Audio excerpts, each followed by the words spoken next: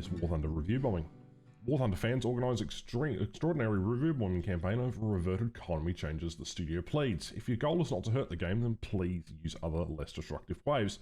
And this is an article by PC Gamer, one of the highest integrity sort of online article producers.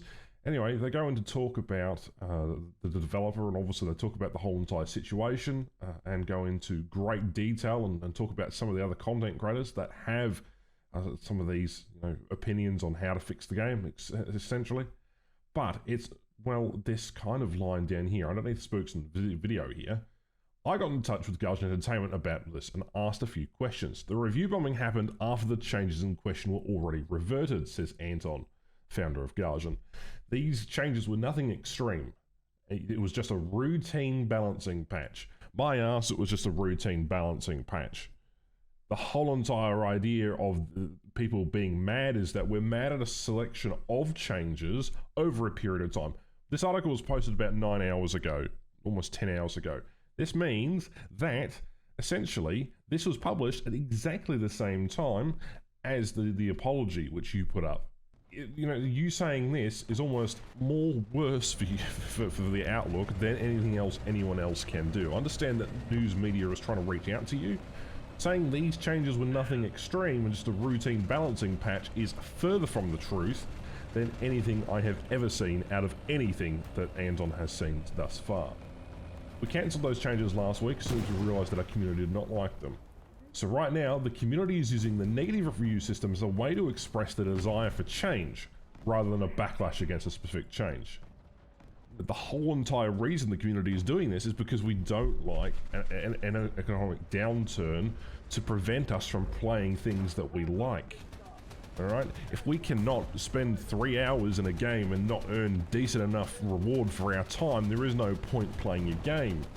Incentivizing you to buy more premiums isn't going to change the fact that, well, the community essentially is really adamant that the economy is the problem here. So, it isn't specifically a backlash against specific changes. It's a backlash of changes over the last 6 to 12 months, even up to 5 years ago.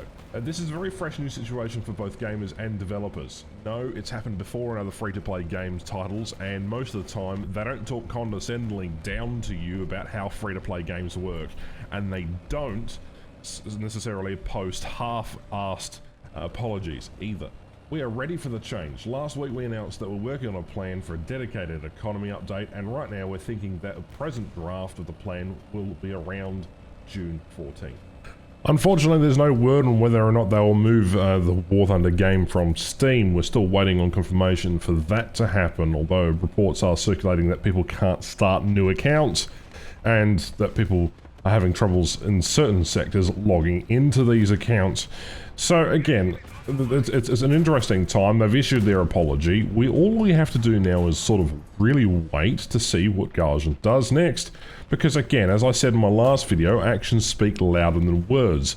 And so far, some of you in the community have been a little more outspoken, I suppose, because one of you has gone to the effort of posting posters on Gaijin Moscow office in Russia. It seems like there is a bunch of other news articles covering the backlash, and there even are other content creators now chiming in as well. So, there is a large consensus of people that are now covering this topic, and it's important that people understand that this isn't about one single change, more multiple changes over multiple years. And the best thing for you to do right now is to stop review bombing War Thunder, because it's only going to do long-term harm. The message has been heard. Hopefully, again, we'll just wait until that June 16th number, because that will in turn tell us whether or not Gaijin intends to keep their word on the roadmap that they have promised.